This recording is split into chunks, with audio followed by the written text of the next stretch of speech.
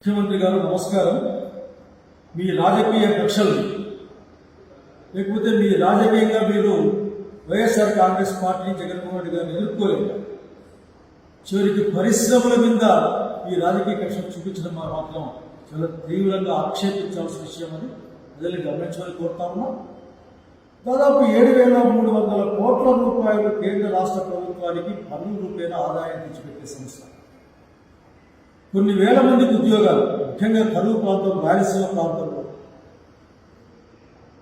వాటికి సజావుగా చట్టబద్ధంగా కోర్టు చెప్పిన విధంగానే అన్ని అనుమతులు హక్కులతో కార్యక్రమాలు నిర్వహిస్తూ ఉంటే భారతీయ సిమెంట్స్ ఈ రోజున మీరు మీ పార్టీ ఎమ్మెల్యేలు లేక ఎమ్మెల్యేల మనుషులుగా చెప్పబడుతున్న వాళ్ళు అక్కడ అడ్డుకునే ప్రయత్నం చేయడం మాత్రం సమంజసం కాదని తెలియజేస్తూ ఉన్నాం. మేము ఇప్పటికైనా హైకోర్టు ఉత్తర్వులు ప్రభుత్వం అమలు చేయాలి. పరిశ్రమలకు రక్షణ కల్పించాల్సిన బాధ్యత, చట్టబద్ధమైన పరిశ్రమలకు రక్షణ కల్పించాల్సిన బాధ్యత ప్రభుత్వానిది. ఆ జిల్లా కలెక్టర్ గారు, ఆ ఎస్పీ గారు మిమ్మల్ని రాజ్యాంగబద్ధమైన కార్యక్రమం నిర్వహించమని మేము కోరుతా ఉన్నాం. అట్లాగే రోజువారీ వచ్చే నష్టం, అక్కడ ఉద్యోగస్తులకు నష్టం, ఆ ప్రాంతానికి నష్టం, అట్లాగే రాష్ట్ర ఆదాయానికి నష్టమని తెలియజేస్తూ ఉన్నాం.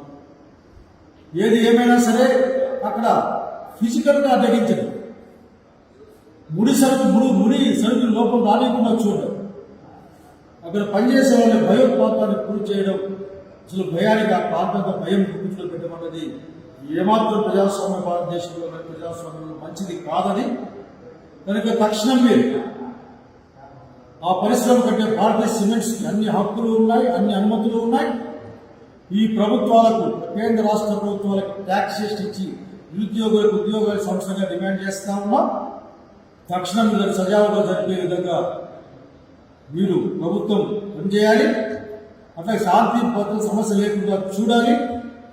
అంతేకాకుండా మీరు రాజకీయ కక్షల్ని ఉపాధి పనులపైన లేకపోతే ప్రజలపైన లేక పరిశ్రమలపైన చూపించకుండా ఉంటే మంచిదని తెలియజేస్తా ఉన్నాం.